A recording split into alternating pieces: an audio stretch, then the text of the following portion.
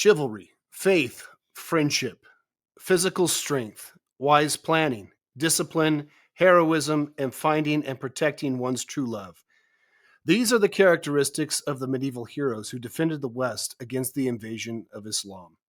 There is none so prominent in fiction and reality as Richard the First.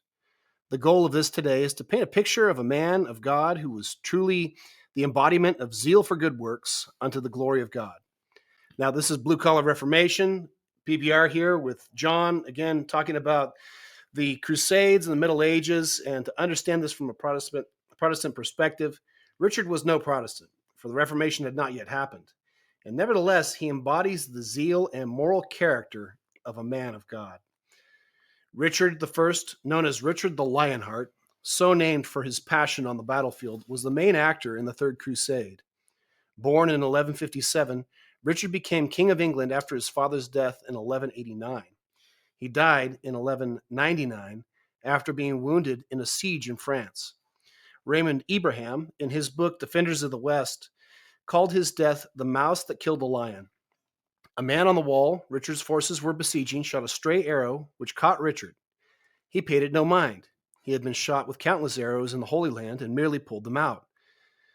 The wound became infected. Richard had the archer brought to him while on his deathbed and told the trembling man, "Live on, and by my bounty see the light of day."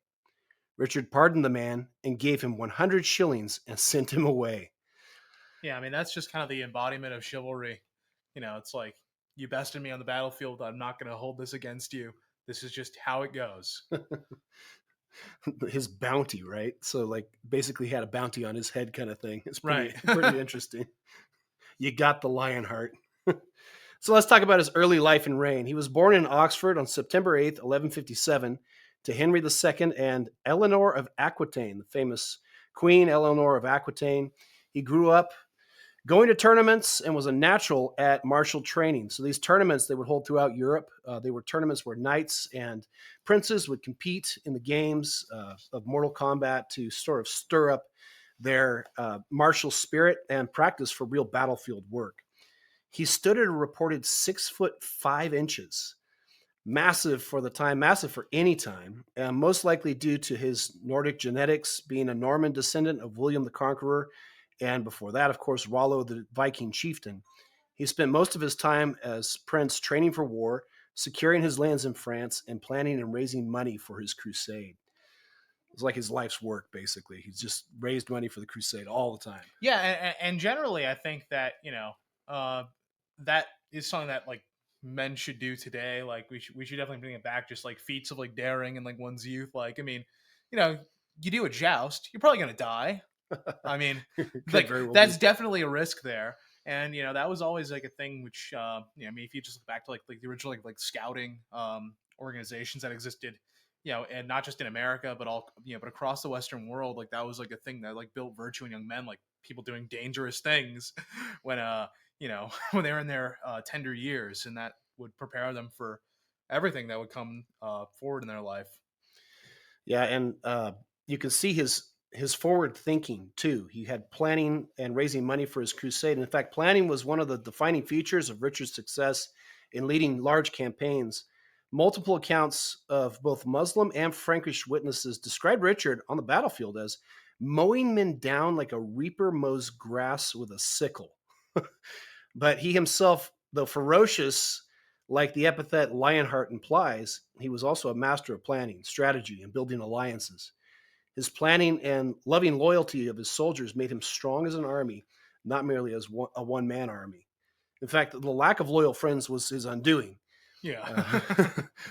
Prince John, Prince Philip of France, they were King Philip of France. They were just the worst. Yeah, can't trust the French. So technically, Richard was like vassal to the French King Philip, and he had a bunch of lands in France, but he's vassal under Philip. And basically, what happened was Richard went to the Holy Land. Philip came back from the Crusade and kind of started taking over Richard's land. So I mean, obviously, like as an American, like Lafayette was like the one good one, but like just overall, can't trust the French. Right. Well, especially these days. I give him, we give him, some trouble here in the States, and we should. And that's been proven to me many, many times. Emperor Frederick Barbarossa, who had died on the way to the Holy Land just recently, but was already hamstrung before his death by the betrayals and lack of strategic planning with the Roman Eastern Empire. And Richard learned this lesson from afar. He redoubled his efforts to plan and prepare funding. This was really important as things go on because Richard never received support from home once he was on the crusade. Prince John was just terrible. I mean, if Richard was the Lionheart, Prince John was the pussycat. Yeah, and really going back to Frederick Barbarossa, like he was mainly killed just due to like I mean, being charitable here, the ineptness, if not the outright like malicious sabotage of his Byzantine guides, because basically the Byzantine guides told him that he could cross a river, um, and turns out he ended up drowning because the river was too deep. Yeah.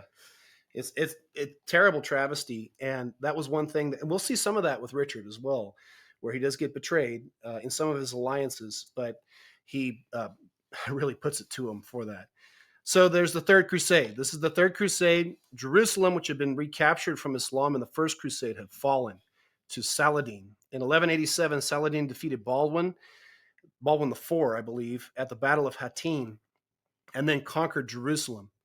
Which, by the way, I mean, like he'd gotten his butt kicked by Baldwin previously. I mean, Oh yeah, Baldwin was like literally like a child, and Saladin constantly got outwitted and outsmarted by him. a child and a leper. Yeah, Of course, he didn't feel pain, so right. there's that. But that's the thing is like I mean, Saladin I think is greatly overrated as a general and military leader in history because like how do you come back from that? Like you got your butt kicked by a leper. Right. And so this battle of Hattin was the battle at the end of the terribly incoherent movie Kingdom of Heaven. Now, I used to love that movie because it has like knights and Liam Neeson just being awesome in it, Yeah. as he usually is. But the problem is it like recasts like the motivation for the Crusaders as to be mostly having to do with the indulgence. There's like a lack of purity, obviously, by Right. the Balian character, who's a real person who wasn't like that at all. And so it's very maddening. In fact, I used to love that movie, but learning more about the history of these things, I can't stand it. I can't stand Ridley Scott's Kingdom of Heaven, his Robin Hood movie, which also it's a great movie to watch, but Right. it's just so full of just this terrible rewriting of history.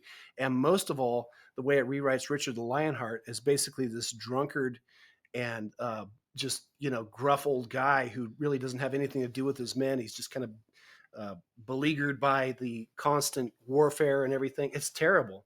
And also, Ridley Scott is unforgiven because of Gods and Kings, where Moses is played by Batman and Batman is played by Moses. It's the worst.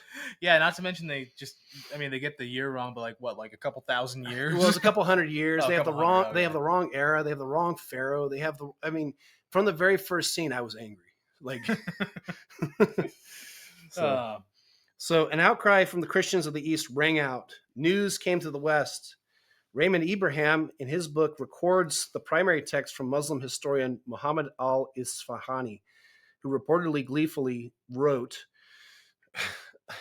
this is sick, because this is like, for them, this is a good thing, right, right? they're bragging. Right. He says, how many well-guarded women were profaned, and miserly women forced to yield themselves, and women who have been kept hidden, stripped of their modesty, and free women occupied, which I think sounds like what it sounds like, and precious ones used for hard work, and pretty things put to the test, and virgins dishonored, and happy ones made to weep. How many Muslim noblemen took them as concubines? How many ardent men blazed for them? And celibates were satisfied by them, and thirsty men sated by them, and turbulent men able to give vent to their passion. Which, by the way, I mean this sounds like something that like Richard the Lionheart himself would be saying, like as like we got to go over there and do something about this. Right. But no, but this is the Muslims bragging. Right.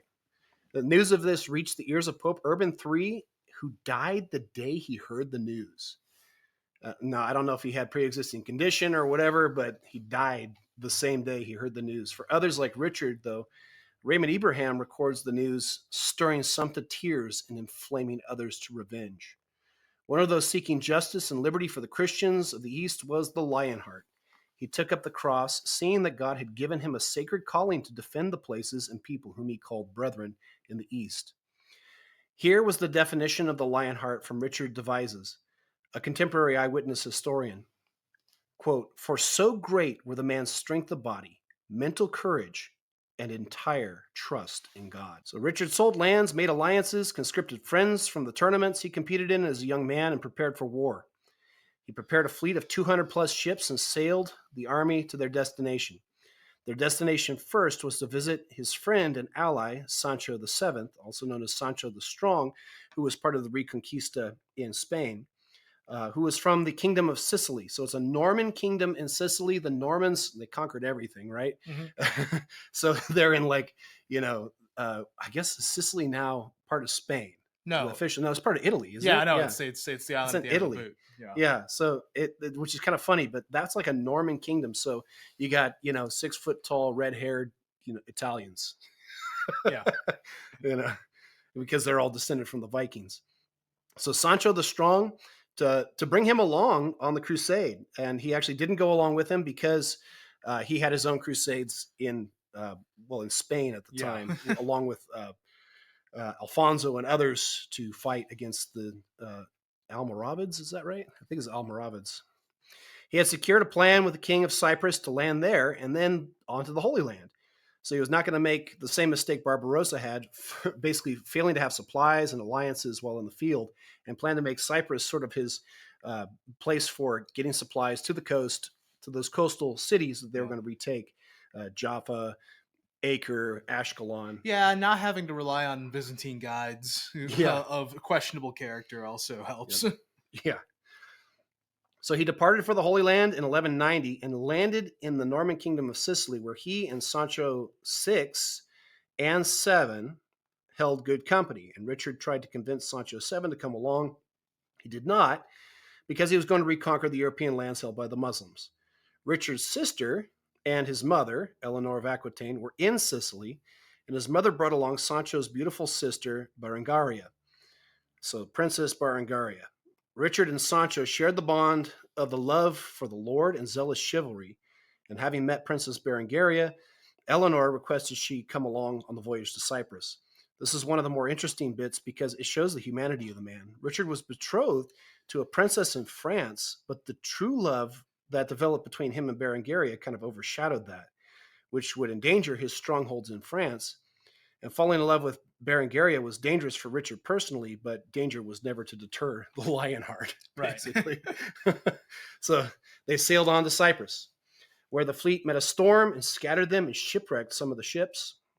The ship carrying Berengaria was shipwrecked and captured, and she was held prisoner by the king of Cyprus, Isaac Komnenos, who actually Richard had an alliance with already.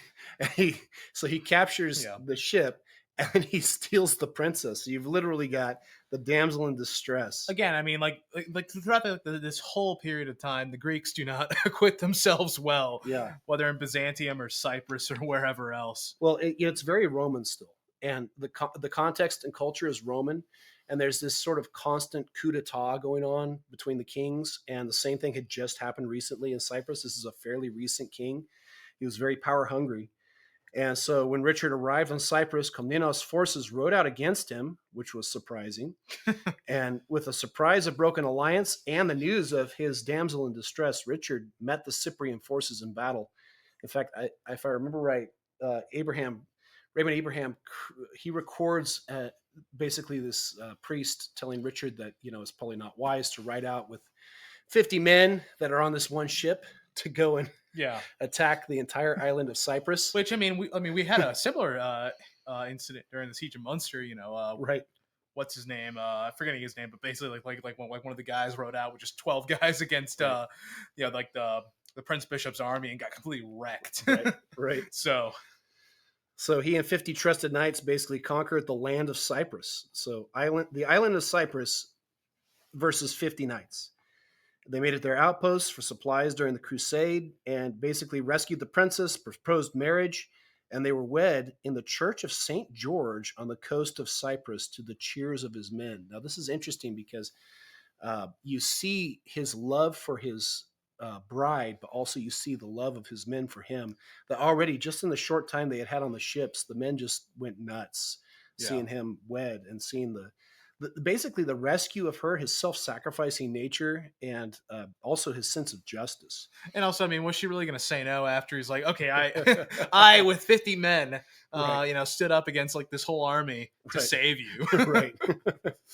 So self-sacrificing love, bravery of the Lionheart, we see these here.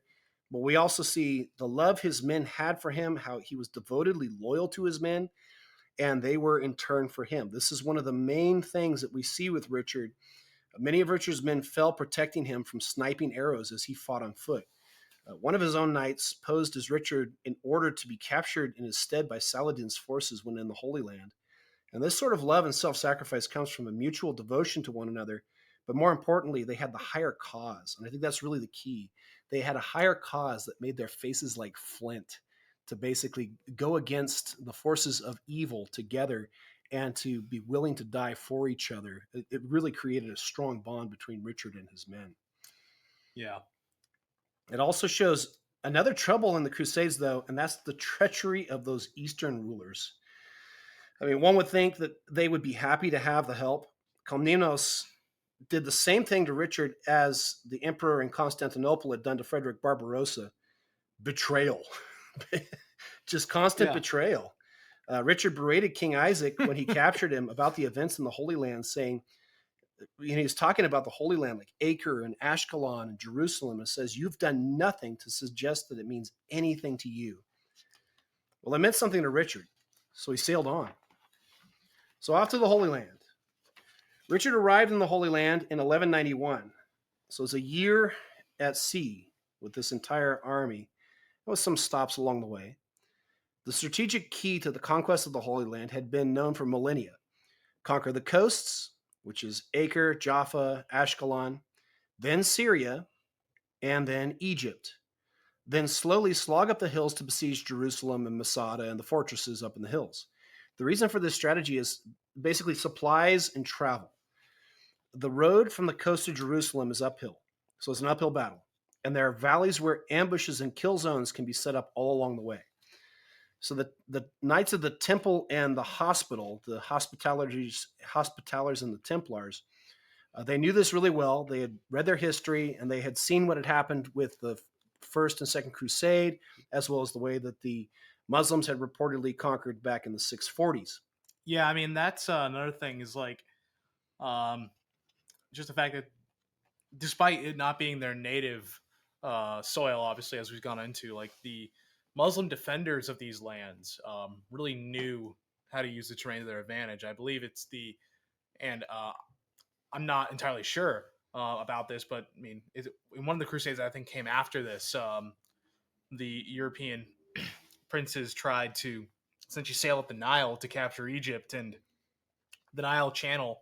I mean, you can look at it today, and it's still like very winding and not very clear how to get through there. But even back then, before irrigation, before like the heavy irrigation projects that have been done since then, I mean, they got lost and just absolutely slaughtered. So I mean, Richard really displays like his planning acumen here by being like, okay, let's sit back, let's do this strategically, and not sailing up the Nile and getting himself murdered. Yeah, and these strategies have been around for thousands of years. You see, like when Nebuchadnezzar comes through in 605 BC after the Battle of Carchemish, he conquers the Hittites, and then he goes to Syria, and then he goes along the coast, and then he goes to Egypt, and then he besieges Jerusalem. And then in 586, he finally conquers Jerusalem completely and destroys the temple. It's a really hard place to conquer because of the terrain. It's an uphill battle, and you have to have supply lines cut off from the people who occupy Jerusalem before you can possibly besiege Jerusalem. Right. So that's the way that it worked. And the Templars and the Hospitallers knew this, and so they advised Richard to that course of action. And basically, we'll see how this works out. But before they got off the ships, even trouble was spied out. A massive Egyptian ship claiming to be Christians was bringing supplies to the recently conquered city of Acre. They were actually Muslims who claimed to be Christians, so they could get basically through the enemy lines and smuggle in supplies. They also carried venomous snakes to release at night in the Crusader camps, which is just That's yeah, nasty. you know, that's just like very like uh yeah, that's very slapstick. Yeah. Richard had his fleet ram the ship and sank it, and basically was his first victory over Saladin's forces, one of many to come. By land and by sea, the lion roared. During the siege of Acre, so one of the cities, the castle of Acre, Richard fell sick. Basically, he had scurvy due to the long voyage, and there was all there's dead bodies everywhere. There's all these Yeah. different things, just disease. So he got sick and was like basically in a sick bed, terrible fever, but he wouldn't be kept out of the fight. He had his sick bed brought out into the battle at the base of one of the siege engines and shot Saracens from his bed with his crossbow. So just dangerous even in a sick bed with a fever. Acre was Yeah. saved. Raymond Abraham quoted Richard saying, so this is quote from Richard, in the eyes of God and humanity, the Turks certainly deserve their fate because of their destruction of churches and slaying of people. This is the just war theory we keep talking about. The Crusades were basically justified because they were conquered Christian lands and were filled with grotesque violence, violation of women and men, young and old, torture, slavery, and theft. So the next major event was the Battle of Arsuf. This was not at a city, this is in a valley. Richard was marching with his men from Acre to Jaffa. So they took Acre, then they're headed to the next city, which is Jaffa, along the coast road. Along the road was an ambush, basically after ambush, volley of arrows after volley of arrows coming over the hills. Finally, after a clearing before a hill, Richard and his men were surrounded by Saracens, like completely surrounded, with Saladin himself in command of the Saracens. He was always focused on strategy and kept strong discipline of his knights, and he had been advised by the Templars and Hospitallers who were with him to ride out and meet the enemy, but he formed close ranks to force the Turks to break their ranks first to create an opening for a counteroffensive. So this principle in fighting is called the knocking out of a pillar. If you're surrounded, you have one of two choices. You can either retreat into position that puts all the enemies back in a line, so like they're just in a line front and back of each other, and then you can fight one at a time. Or you can wait for one of the people surrounding you to move into striking distance and you suddenly attack with savage ferocity, striking fear into the hearts of the others. And the reason this works is because nobody's thinking I have to fully commit because there's so many of us compared to so few of them. Or Right. there's just one of you and there's a bunch of us. So nobody's like really being that brave. But one guy who moves forward into striking distance, you just, take his nose and break it as Right. hard as you can. Yeah, and that also especially with a rather undisciplined force like Saladin's was, this essentially draws the enemy into committing before like rather than basically, okay, we're gonna sit back and then wait for them to plan and then come at us with a well organized and well planned offensive.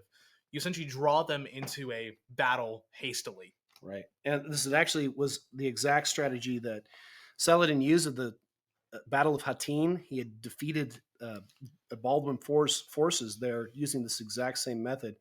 And what happened there was they broke ranks and they all just, it was like a big line in a big circle and they just got trounced, routed, and the survivors were killed and beheaded by Saladin's men. So finally, one of Richard's men couldn't hold back and broke ranks and struck the Saracens. So Richard and the Templars left basically. So he sounds the alarm basically then, and so one guy attacks. They must be close enough if there's a guy attacking a Saracen. So they attack. He and his men broke the ranks of the Saracens, and it says in the primary documents that Richard and the Templars left beneath their feet countless heads of Saracens sliced from their bodies. Raymond Abraham, again in his book, gives a primary text account, quote, no one escaped when his sword made contact with them. Wherever he went, his brandished sword cleared a wide path on all sides. Continuing his advance with untiring sword strokes, he cut down that unspeakable race as if he was reaping the harvest with a sickle, so that the corpses of the Turks covered the ground everywhere for the space of half a mile. The rest panicked.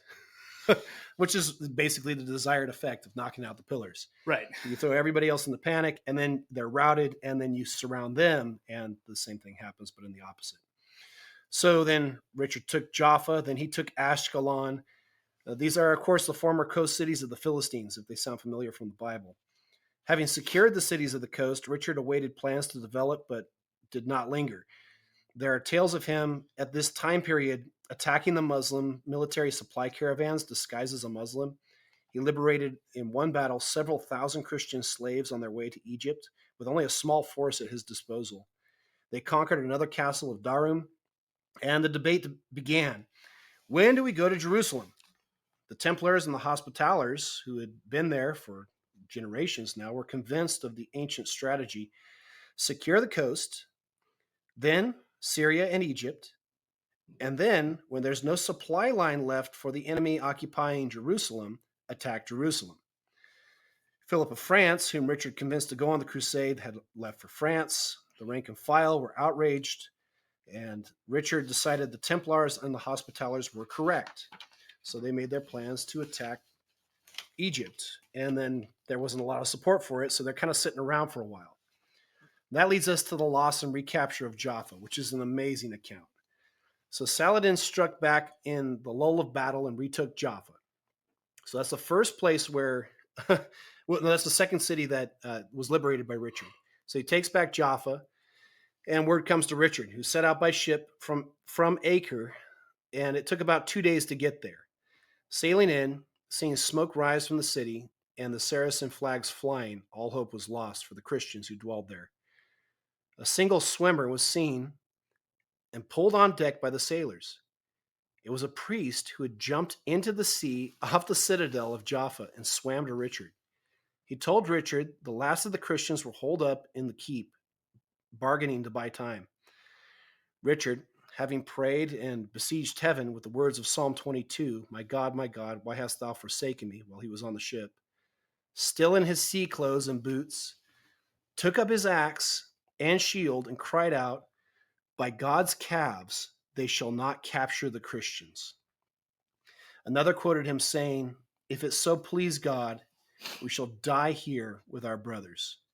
With that, he leaped into the sea and through the surf to the shore, where he was met with arrows from Saracen archers. So, by God's calves, they shall not capture the Yeah, and Christians. we mentioned this account in our previous video about the Crusades, Yeah. which I mean, it's just zeal for God and Hmm. it's like love of his fellow Christians. Um, Yeah, the motivation is obviously not the indulgence. right, It's the love of your brethren. It's always for liberating those lands and saving those people's lives. That is the goal, right. very clearly. I mean, Um, as Christ Himself said, I mean, there is no greater love than this. right? Yeah. So Richard and a little force of knights is just one ship. That was basically notified of this, and then everybody else eventually follows suit. But it takes a little time for them to find out what's going on. Richard just like says, "By God's calves, they shall not take the Christians." He grabs an axe, grabs a shield, and jumps into the water. And then his knights jump off with him. They start following after him. And so the small force of knights and Richard from this one ship leap off, storm the beach, sending the archers fleeing. His men start cutting down the archers as they're fleeing and chase them down the coast. And then he and just a few knights ran through the city gate, hacking their way up the stairs to the keep. And finally, they retook the city and raised the Christian flags. Saladin returned the next day, only to be met with the full force of the Lionheart. Richard uh, basically attacked from cavalry, crushed the Saracen lines. Right, He, probably wearing armor this time. yeah, this time with armor. Yeah, cut to pieces all he met. So there's a quote that says he cut to pieces all he met and was drenched with blood. So that's the recapture of Jaffa, and then the battle afterward that basically put Saladin back on his heels for the rest of his time in Jerusalem, the Right. rest of his life, because so many crushing blows from the Lionheart, and this one was just so impossible that a few guys would run through the gate and then take the city back. Right. It is a crazy event because there's a couple hundred people who went with him on shore. Most of them were still fighting the archers outside. And Richard, in just a few nights, took the keep, or took the city all the way to the keep, let the Christians back out from the keep, and thank the Lord they were able to rescue those who survived. So there's the end of the crusade. The crusade ended with negotiations for peace for 3 years. The plan was 3 years, and then he was planning on returning. Saladin would keep Jerusalem. Richard would have to demolish Ashkelon, but the rest of the Holy Land was Christian. And Philip of France was threatening Richard's lands back home. He had to take them back from him. John in England was doing Prince John things to the barons and making alliances with Philip of France. And so Richard vowed to return, but never did. On his way back to England, Richard was imprisoned by Duke Leopold of Austria in 1192 after being shipwrecked. He, More. I mean, of course, we have to like run into like Habsburg treachery. Like we got yeah, Greek treachery, we got French treachery, and now we've got Habsburg treachery. they deserve that syndrome. Yeah, He, it's like I shall curse you with generations of jaw. so he's held prisoner for 14 months before being ransomed and returned to England by his mother Eleanor. She had to go, raise money, but John obviously doesn't want Richard out, so he's not helping at all. He reestablished order in his kingdom, sought to regain control of his lands in France, and in late March of 1199, Richard laid siege to the castle of Chalus-Chabrol and was shot in the shoulder with a crossbow bolt. So the guy who shot him with a crossbow bolt, according to Raymond Abraham, had like a frying pan as a shield and a crossbow. It's like, kind of just this goofy situation. So and Richard had many arrows and crossbow bolts and things in him throughout his time on the battlefield, and he had just pulled the arrows out. At the time, he was noted to often look like a porcupine because he has so many arrows in his armor. And he went and pulled this one out, and it ended up being infected. So, Yeah, and the infection got him. He was on his deathbed. He had one last act of benevolence, which is where the mouse killed the lion. Of course, Richard gave the man 100 shillings, sent him on his way, yeah, and said that you live on. So here are some lessons from Richard. He was physically disciplined and fierce, but controlled and could yield to wisdom. We see this with the Hospitallers. He listened to them. He was always willing to listen to a good plan. He planned well and always made sure his men had food and water. He kept disciplined ranks and would isolate enemies to divide and conquer. He made enemies into friends and allied himself with others who shared the same chivalry code, and of course took vengeance on those who didn't. yeah, And then gave him a stern talking to afterward. His problem was that he had the pusillanimous Prince John and Philip of France back home making merry at his absence. He learned lessons from history, which is what we are doing now. He loved his men deeply and was willing to sacrifice for them, and in return, they were willing to sacrifice for him. Most of all, he was noted for unwavering faith in Almighty God and prayer often for the Lord's help for the calling which he had. yeah, and that's just really when we look at like the Crusades, and obviously Richard Lionheart probably the best example of this. Like in the Crusades, you also have like Louis the Ninth of France, but really just the zeal for God and the the love of which there is none greater, the willingness to lay down one's life for one's friends. That's um I mean that's the tale of the Crusades, and that is the tale of Richard. And as part of our religion too, to realize that those who serve in the armed forces, those who serve in fighting just wars, these are good and righteous acts to protect the innocent from evil, to liberate and to save, to act to protect your own people. They're good and just things, and I think we need to understand this more deeply, and it'll make sense of not only the Middle Ages, as we've seen in past videos, but hopefully this will enrich your thinking about the vocation you have. And also, if you're an American, of course, you are the militia. So realizing you need to be able to enact the barbarian virtues as well. Right. And so for this, we commend to you reading about Richard Lionheart and hope you learn about this some more. This is PBR and John signing off. See ya. Thank you for watching Blue Collar Reformation. We are here to equip you with wisdom of the Word. The aim is to apply the system of doctrine taught in Scripture to every square inch of faith and life. We are on Twitter and Substack for your sake. Links are in the description. Share with your recalcitrant and reprobate friends and family freely. Blue Collar Reformation is a lightweight and mobile outreach platform. Take it in hand and enter the fray. Godspeed.